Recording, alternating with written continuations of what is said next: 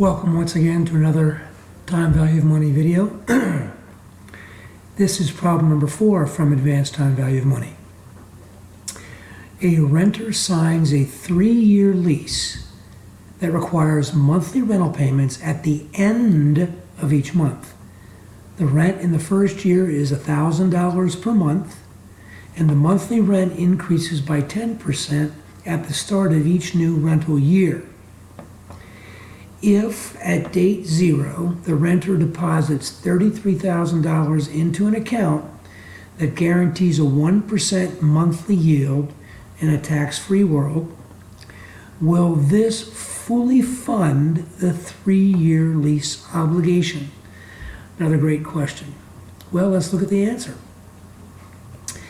We start off here by looking at the cash flow date line. With respect to the required payments. At date 1, 1,000, at date 2, 1,000, all the way up to date 12, 1,000, and then beginning in the first payment for the second year, at date 13, 1,100, date 14, 1,100, at date 24, 1,100, and that completes the second year, the second year's worth of payments. And then at date 25, we begin the third year of rental payments, and another 10% increase takes us to $1,210 a month, and we pay that at date 25, date 26, all the way out to date 36, 1210. So that's our cash flow date line, and of course that in its entirety is not something that we are aware of. That's not one of our multiple cash flow streams directly. However, when we stare at it, we see a sequence of 3 annuities. One annuity paying at dates 1 through 12 in the amount of $1,000, a second annuity paying at dates 13 through 24 in the amount of $1,100, and a third annuity paying at dates 25 through 36 in the amount of $1,210. So now what I'm going to do is I'm going to calculate the value for A, and A is the date 12 value of the first year's rental annuity. So it's 1,000 times an FVIFA, where R is 0.01 and N is 12. We know that we built our FVIFAs to give us the value of the annuity stream as of the date of the last cash flow in the annuity, so A will indeed be a value at date 12. We then calculate B. B is the date 24 value of the $1,100 annuity, and so it's 1,000 times 1.1, which is 1,100 times, well, it's the same FVIFA. The R is still 0.01, and the number of cash flows in that annuity is still 12.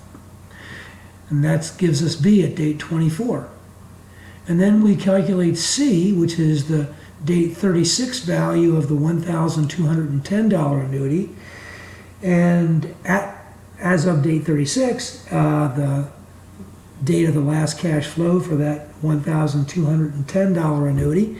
And of course, the date C value is the annuity cash flow, 1,000 times 1.1 squared, which is 1210, times the same FVIFA. R is 0.01 per period, and N is 12, because there are 12 cash flows in that annuity. And that's A, B, and C. And then we make an observation. We note that B is 10% larger than A, because the FVIFAs are the same. So the difference in the cash flow will be the difference in the value of A and B. So B is 10% larger than A, and for the same reason, C is 10% larger than B, because the FVIFAs for B and C are the same, and the cash flow in C is 10% bigger than the cash flow in B. Again, B is 10% larger than A, and C is 10% larger than B. Therefore, A, B, and C, that sequence of cash flows, represents what I'll call a virtual growing annuity. A virtual growing annuity with three cash flows, and the cash flows are A, B, and C. A, B, and C. So we think in terms of years. This A is really at date 1 in years. B is occurring at date 2 in years. C is occurring at date 3 in years. Now, the application formula for the present value of a growing annuity states that growing annuity cash flow states that the present value of the growing annuity is equal to growing annuity cash flow number 1, which for us would be A, multiplied by the appropriate present value interest factor for a growing annuity. Well, since our monthly opportunity rate of return is 1%, we have to turn that into an annual opportunity rate of return, and we don't just multiply 0.01 by 12, rather we add 0.01 to 1, raise it to the 12th power, and subtract 1 to account for the monthly compounding, and we get an annual rate of 0.1268 or 12.68%. That's the appropriate value of R. That's the appropriate value of R for this PVI-FGA. N is 3 because there are 3 cash flows in this virtual growing annuity. And G, the growth rate of the cash flows, is obviously 10%. We can see that here with B and C. So now it's just a matter of plugging in the present value of the growing annuity at date 0, which would be at date 0, 1 period prior to date 1 would be date 0. That all matches up nicely, and that's very important. They must match up perfectly. So the present value of the growing annuity at date 0 is growing annuity cash flow number 1, which is A, which is 1,000 times the future value interest factor for an annuity where R is 0.01 and N is 12. That's right here. Multiplied by the PVI-FGA, which of course has this formula, and then we're plugging in the values here. 1 over 0.1268 minus 0.1 times 1 minus 1.1 over 1.1268 cubed.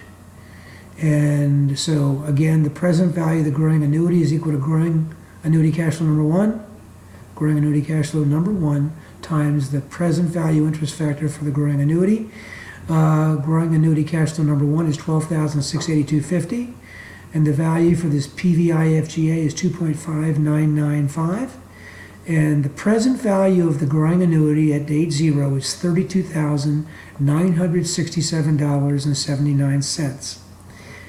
Now, we directly answer the question posed. We now compare the date 0 value of the rental payments, $32,967.79, with the date 0 value of the funding account, $33,000. That's the $33,000 that we deposited into the account at date 0. Okay? So, since the present value of the rental payments, $32,967, is less than the date 0 balance in the funding account, $33,000, then the 3-year lease obligation is seen to be fully funded. So the answer is yes, $33,000 deposited at date 0 would indeed fully fund this 3-year lease. That's all. Thanks for watching.